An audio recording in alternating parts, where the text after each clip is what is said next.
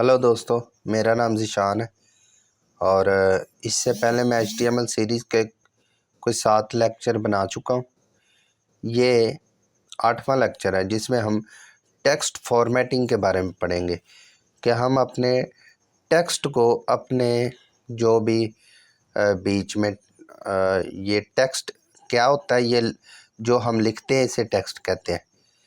इसको फॉर्मेट कैसे कर सकते हैं, फॉर्मेट से मुराद होता है इसे स्टाइलिंग कैसे दे सकते हैं, स्टाइल कैसे कर सकते हैं। HTML फॉर्मेटिंग एलिमेंट्स यानी कि HTML के अंदर कुछ एलिमेंट्स हैं जिनकी मदद से हम जो है अपने टेक्स्ट को फॉर्मेट कर सकते हैं, उसको स्टाइलिंग दे सकते हैं। हम एक एक करके इसे पढ़ते हैं। सबसे पहले आ जाता है जी बोल्ड। बोल्ड से आप अपने टेक्स्ट को बोल्ड कर सकते हैं, ज़रा सा मोटा कर सकते हैं। आइए देखते हैं। जैसा कि इस टेक्स्ट एडिटर के बारे में मैंने ऑलरेडी आपको बताया हुआ है, अगर मैं इसे आपको छोटा करके दिखाऊं तो ये देखें, ये आपने इस जगह पे आना है programize.com/html/online-compiler। तो ये आपको इस तरह का एक कंपाइलर दे देगा जिसे आप यूज़ कर सकते हैं। इसके एक तरफ आप देख सकते हैं कि ये HTML की फ़ाइल है और दूसरी तरफ ब्राउज़र है। इस तरफ ये वाली जो साइड है, इस तरफ आप अपना HTML लिखते हैं और दूसरी तरफ उसका आउटपुट लिखा जाता है। जैसा कि मैंने अभी आपको बोल्ड टैग के बारे में बताया था, इस टैग के बारे में मैंने आपको बताया था, बोल्ड के बारे में। ये इसका स्टार्टिंग टैग होता है और एंडिंग टैग भी होता है। मैं अभी आपको करके दिखाता हूँ। ये देखें, अगर मैं यहाँ से लेकर यहाँ तक के टेक्स्ट को, ये देखें मैंने यहाँ पे शुरू में ये लिखा है और उसके बाद एंडिंग टैग नहीं लगाया, तो उसके बाद जितना भी टेक्स्ट आ रहा है उसने उसे बोल्ड कर दिया, ये देख सकते हैं।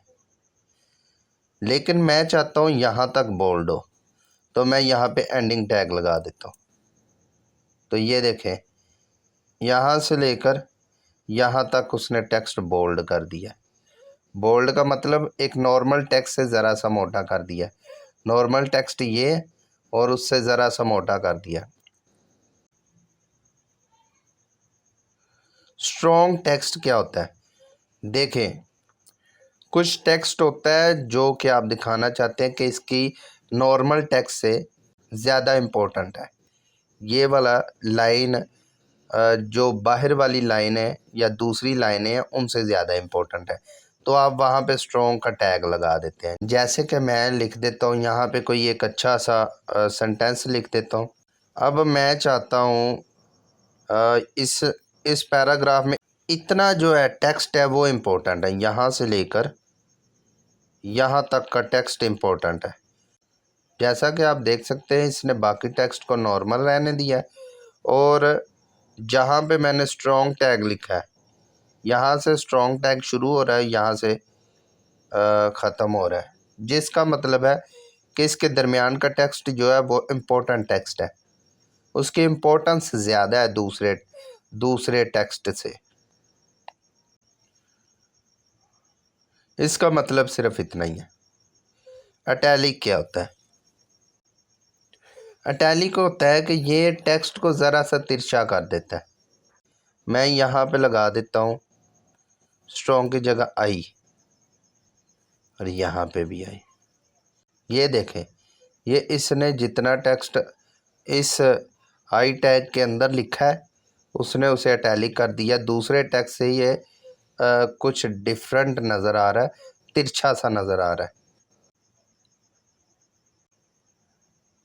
EM का मतलब होता है कि आप किसी टेक्स्ट पे एम्फसाइज करना चाह रहे हैं, उस पर ज़ोर दिलवाना चाह रहे हैं, यूज़र उस पर ज़ोर दे, यानी कि अपनी निगाह उस पर लेके जाए।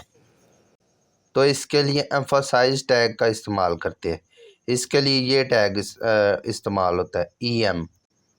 ये आई को काट के मैं EM करके दिखाता हूँ आपको।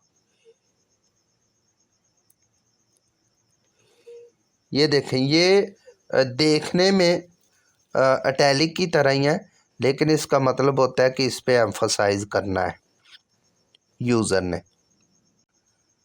इसके अंदर एम्फसाइज टैग के अंदर जितना भी टेक्स्ट होता है वो इटैलिक की तरह का नज़र आता है, लेकिन जब कोई स्क्रीन रीडर होता है जो कि पढ़ रहा होता है, वो इसके अंदर जो टैग इस टैग के अंदर जो टेक्स्ट होता है उस पे ज़्यादा ज़ोर देता है।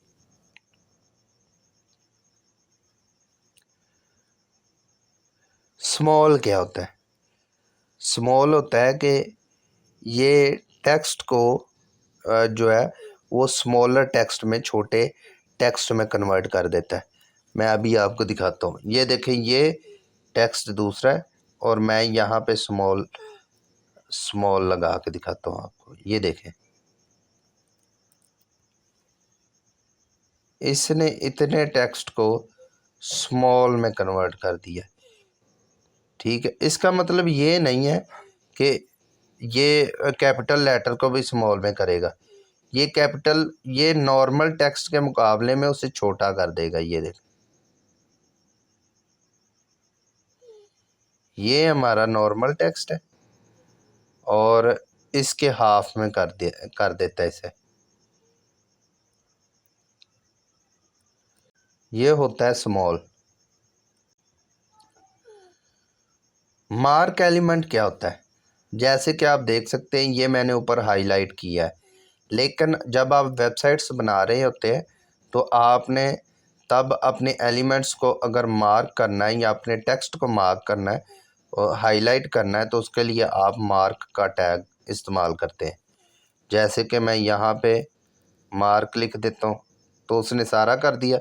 अभी इसे अगर मैं क्लोजिंग टैग इसका लगाता हूँ तो ये देखें, उसने यहाँ से लेकर यहाँ तक का टैग जो है, यहाँ तक टेक्स्ट जो है उसने हाईलाइट कर दिया।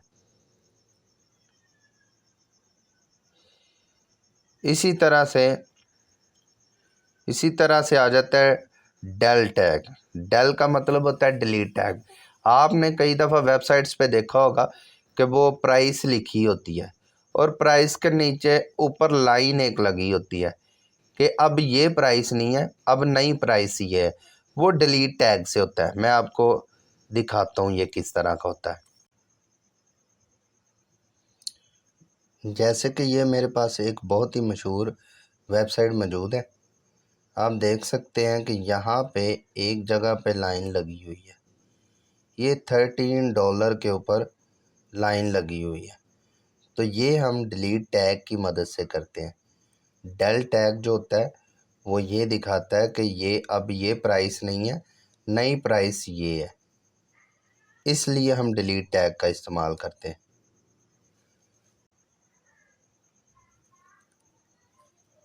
ये देखें, इसके ऊपर लाइन आ गई है। इसी तरह से जैसे कि वहाँ पे $13 लिखा था, मैं लिखता डॉलर नहीं है, अब प्राइस है $5। ठीक है, इस तरह से लाइन डिलीट टैग इसलिए यूज़ होता है। सबस्क्रिप्ट के बारे में सीख लेते हैं। जैसा कि आपने फार्मूले पढ़े होंगे केमिस्ट्री के अंदर, H2O, कार्बन डाइऑक्साइड का एक अलग से फार्मूला होता है, CO2 पता नहीं होता है। इसी तरह से आपने जो है काफ़ी फार्मूले देखे होंगे। वो फार्मूले अगर आपने वेबसाइट में बनाने हैं, दिखाने हैं, तो उसके लिए आप सबस्क्रिप्ट और सुपरस्क्रिप्ट का यूज़ करते हैं। जैसे कि ये देखें, ये H2 है, ये 2 नीचे आ रहा है, यहाँ पे नहीं आ रहा। ये अभी मैं आपको दिखाता हूँ। ये मैं सेम टेक्स्ट यहाँ पे लिख देता हूँ, H2O। ये अभी टेक्स्ट देखें ये किस तरह से नज़र आ रहा है, लेकिन अगर मैंने 2 को नीचे लाना है तो मैं यहाँ पे सब का टैग लगा देता हूँ, वो दोनों ही नीचे आ गए। तो यहाँ पे मैं इसे क्लोज़ कर दूँगा, H2O ओ। ठीक है, ये नीचे लाने के लिए ये देखिए अब ये नीचे आ गया। तो ये नीचे लाने के लिए आप सब के टैग का यूज़ करते हैं। इसी तरह से आपने मैथमेटिक्स में फार्मूले पढ़े होंगे, A square plus B square plus 2ab। तो ये जो स्क्वायर होता है ना, ये ऊपर लाने के लिए, इसके लिए आप सुपरस्क्रिप्ट का यूज़ करते हैं। जैसे कि मैं यहाँ पे एक फार्मूला लिख लेता हूँ, A square plus B square plus 2ab। अब ये देखिए, ये फार्मूले की तरह तो नहीं ना नज़र आ रहा, ये ए के बाद 2 आ रहा है, बी के बाद 2 आ रहा है, ये इसे स्क्वायर में आना चाहिए। तो इसके लिए फिर हम सुपरस्क्रिप्ट का यूज़ करते हैं, SUP लिख के,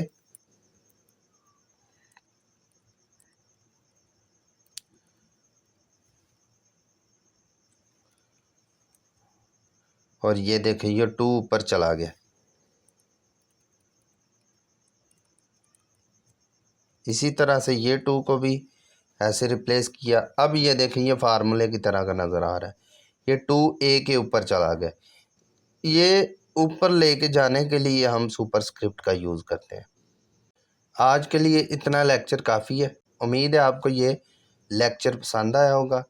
इसे अपने दोस्तों के साथ शेयर करें, और अगर आपने मेरे चैनल को सब्सक्राइब नहीं किया, मेरे चैनल को सब्सक्राइब करें।